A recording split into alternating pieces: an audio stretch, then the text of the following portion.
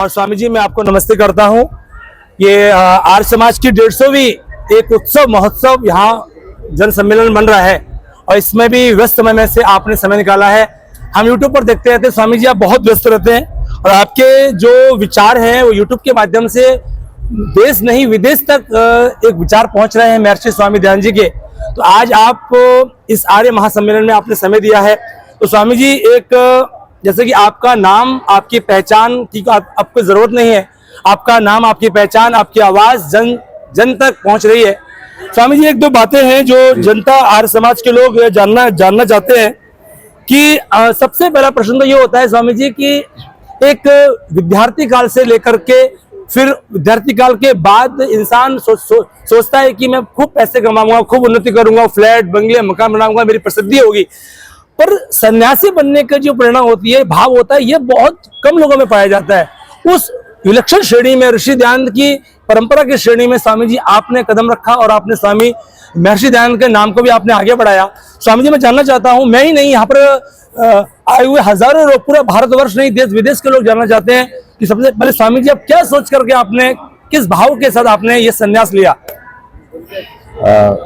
सर्वप्रथम मैं आपका धन्यवाद करता हूं। आचार्य कैलाश जी जो पंडित जी आर्य समाज के नाम से यूट्यूब चैनल चलाते हैं और आप भी बहुत अच्छी तरह से सामाजिक मुद्दों को उठाते हैं, अपने चैनल के माध्यम से आर्य समाज का प्रचार प्रसार करते हैं। और ये मेरा सौभाग्य है कि मुझे इस ऐतिहासिक कार्यक्रम में आने का सौभाग्य मिला है। ये वो विश्व की प्रथम आर्य समाज है जिसकी नींव स्वयं महर्षि दयानंद सरस्वती जी महाराज के द्वारा रखी गई, उनके कर कमलों के द्वारा रखी गई। और आर्य समाज जब महर्षि दयानंद जी महाराज ने आर्य समाज रूपी पौधा लगाया तो इतना विस्तृत रूप इसने पूरी दुनिया में अपनी शाखाएं प्रशाखाएं फैलाई और मानवता का इतना बड़ा कल्याण हुआ। एक सुधारवादी, एक राष्ट्रवादी, एक मानवतावादी आंदोलन पूरे देश और दुनिया तक गया आपकी इस बंबई नगरी के द्वारा। तो ये बहुत ही हमारे लिए सौभाग्य की क्षण है।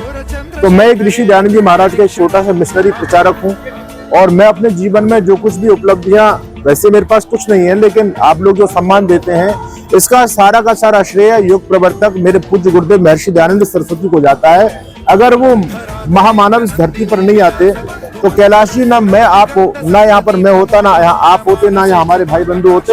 हम जो सनातनी कहलाने वाले लोग हैं, हमारे सिर पर या तो गोल टोपी होती या गले में क्रॉस का निशान पड़ा हुआ होता।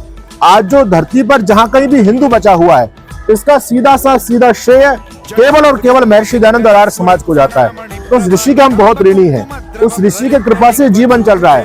तो हम सबका दायित्व बनता है कि हम भी जितना हमसे हो सके, इतनी हमारी योग्यता नहीं, प्रतिभा नहीं है, जो भी सामर्थ्य जिसके पास में है उस ऋषि के मिशन को आगे बढ़ाने में लगाएं। इस ऋषि का मिशन आगे बढ़ेगा तो मानवता सुरक्षित है, आपका धर्म सुरक्षित है, आपकी संस्कृति सुरक्षित है। नहीं तो दानवीय संस्कृति तो बढ़ ही रही है। तो जब दानव लोग अपनी संस्कृति को बढ़ाने के लिए पुरजोर प्रयास कर रहे हैं तो हमको भी तो अच्छाई को बढ़ाने के लिए प्रयास करना चाहिए ना। आज आप देखते हैं ईसाई मिशनरियां 7 समंदर पार से आकर के आपके देश में हमारे भाइयों को कन्वर्ट कर रही हैं। अपनी जान हथेली पे लेकर के लोग काम कर रहे हैं। इस्लाम वाले लोगों को देखो, वो लव जिहाद, लैंड जिहाद, एजुकेशन जिहाद, टूक जिहाद, पता नहीं कितने सारे जिहाद चला करके हमारे भाइयों को कन्वर्ट कर रहे हैं। वो लोग सब लगे हुए हैं। तो हमारा भी तो दायित्व है, यदि हम अपने घर से बाहर नहीं निकलेंगे, हम वैदिक मिशन का प्रचार नहीं करेंगे तो हमारी परंपराएं लुप्त हो जाएंगी। तो हम सबका दायित्व बनता है, जिसका जितना सामर्थ्य है वो पूरी तरह से इस मिशन में लगे, तभी आपकी संस्कृति संतति सुरक्षित हो सकती है। बाकी बचने का कोई उपाय नहीं है। आग तो पूरे देश में लगी हुई है ना। तो बचाव है तो ओम के झंडे के नीचे महर्षि दयानंद सरस्वती की विचारधारा ही आपको बचा सकती है। बाकी दुनिया में और कहीं से उपाय नहीं है बचने का। स्वामी जी इसी में अभी आपके प्रवचन के बाद आयुषी राणा जी आई हैं जो गुरुकुल नजीबाबाद की छात्रा है। उन्होंने एक बात बोली, मुझे बड़ी अच्छी लगी। वो उत्तर मैं उनसे भी पूछूंगा बट मैं उनसे मिल नहीं पाया हूँ और आपसे उसका उत्तर स्वामी जानना चाहता हूँ कि आयुषी जी बोल रही थी कि जब हम बात करते हैं आर्य समाजियों की तो हम लोग बोलते हैं मेरे दादाजी, मेरे परदादा जी इसमें आर्य समाजी थे, मेरे पिताजी आर्य समाजी थे। आज की जो युवा पीढ़ी जो यहाँ पर भी हम देख रहे हैं, जिस युवा पीढ़ी की हम इच्छा करते हैं, कल्पना करते हैं, कहीं ना कहीं स्वामी हमें लगता है कि उसमें कहीं ना कहीं हम कुछ कमी कर रहे हैं। तो युवा वर्ग को, अपने बच्चों को हम किस तरह से, हम अपनी संपत्ति छोड़ के जाते हैं पर अपने संस्कार, ये धरोहर किस तरह से छोड़ के जाएं, कैसे वो हमसे बच्चे जुड़े, कैसे उनको युवा पीढ़ी हमारे आर्य समाज के संदेशों को आगे बढ़ाए? स्वामी जी इस बात को बता दीजिए। कमी नहीं है, सबसे बड़ी कमी हम लोग कर रहे हैं। देखिए, आर्य समाजी कोई बाय बर्थ नहीं होता, पैदा नहीं होता, आर्य समाजी बनाया जाता है। हम अपने बच्चों को आर्य समाजी बनाने का प्रयास कितना कर रहे हैं। ना हम उनको संध्या सिखा रहे, ना यज्ञ सिखा रहे, ना बचपन से उनको वो संस्कार दे रहे, इसमें बच्चों का दोष नहीं है जी। बच्चों को तो आप जैसे संस्कार देंगे बच्चे वैसे परिवेश में बढ़ते हैं, आगे बढ़ते हैं और सारी चीजों को एक्सेप्ट करते हैं। लेकिन जब हमने अपने बच्चों को वो संस्कार नहीं दिए तो आगे जब बच्चा बड़ा होता है, ये याद रखिए, अध्यात्म की तलाश हर जीवात्मा को होती है। जी जी आपने बचपन से रास्ता पकड़ा दिया तो ठीक है, नहीं तो बड़ा होकर के वो स्वतः रास्ता पकड़ेगा जी। और फिर जब बड़ा होकर रास्ता पकड़ेगा तो भटक भी जाएगा। क्योंकि आज धर्म के नाम पर बहुत बड़े कंफ्यूजन समाज में चल रहे हैं, धंधेबाज लोग बहुत ज्यादा की धार्मिक माफिया ने पूरी तरह से धार्मिक क्षेत्र को कब्जा लिया जी। तो फिर आज जो भटक रहे हैं हमारे नौजवान, उसका दोष मैं आर्य समाज के लोगों का ही मानता हूं। उनको ये प्रेरणा देनी चाहिए अपने बच्चों को। हम लोग आर्य समाज में बने तो हमारे दादाजी, हमारे पिताजी हमको उंगली पकड़ करके साथ लेके जाते थे आर्य समाज में। आप लोग भी बने होंगे तो यहाँ जितने पुरानी पीढ़ी के लोग बैठे ना, ये सारे के सारे ऐसे ये आर्य समाज की भट्टी में तपे हुए लोग हैं। इनके दादा परदादा साथ लेके जाते थे जी। अब ना तो दादाजी पोते को लेके जा रहे, ना पिताजी पोते को लेके जा रहे, तो वो कहाँ से आर्य समाजी बन जाएगा। और धीरे धीरे घर में वो पाखंड शुरू हो रहा है।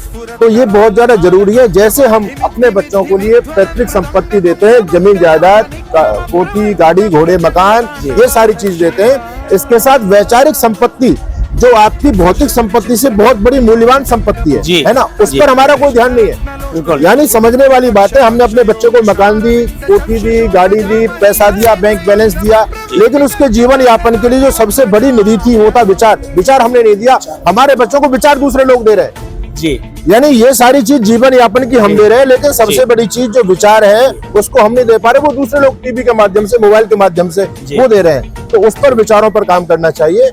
इसके लिए महर्षि दयानंद जी महाराज ने बहुत प्रयास किया।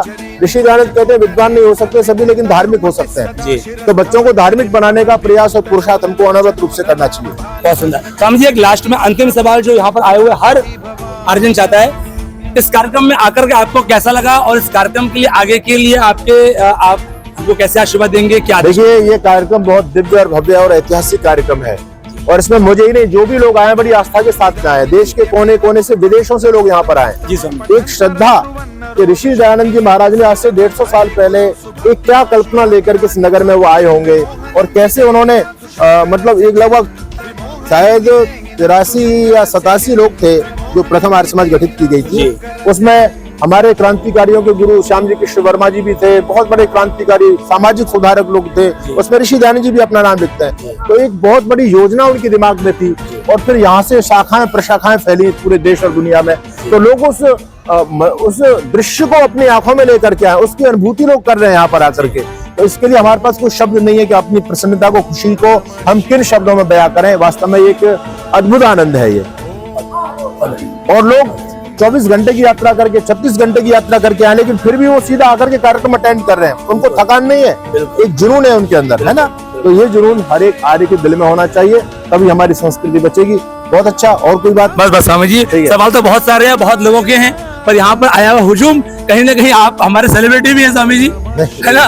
तो यहाँ पर आप ऐसा चेहरा है जिसको आज हम जैसे किसी हीरो एक्टर, आपने स्वामी जी, हम विश्वास से कह रहे हैं, आर्य समाज के मन से मैं कह रहा हूँ, आज आपने हमारे आर्य समाजों के अधिकारियों को, बच्चों को, उनके परिवारों को, उनके समाजों के एक्टरों को फेल कर दिया है स्वामी जी आपने। चलिए, ये तो आज आप जो एक्टर्स को लोग मानते थे वो हट करके आज आपके साथ सेल्फी चाहते हैं, आपसे बात करना चाहते हैं, आपके पास बैठना चाहते हैं। आपकी क्रांति, आपके विचारों ने बहुत लोगों को आह्लादित किया, प्रभावित किया है। मैं आपसे प्रार्थना करूंगा, ईश्वर से भी मैं ये प्रार्थना करूंगा कि स्वामी जी ऐसे ही आप अपने सुंदर विचार, अपने मार्गदर्शन हमारे को दें, इससे हम प्रेरणा लेकर के आगे बढ़ सके। आपने अपना अमूल्य समय में से समय हमारे चैनल को दिया, पंडित जी आर्य समाज को। आपके लिए पंडित जी बहुत बहुत शुभकामनाएं, आपके चैनल को शुभकामनाएं। निरंतर आप उन्नति करते चले जाएं और चैनल आज हजारों में, लाखों में पहुंचे, करोड़ों में पहुंचे। वैदिक धर्म, राष्ट्र की सेवा आप इसी प्रकार से अनवरत रूप से करते रहें। बहुत बहुत आशीर्वाद और शुभकामनाएं आपके लिए।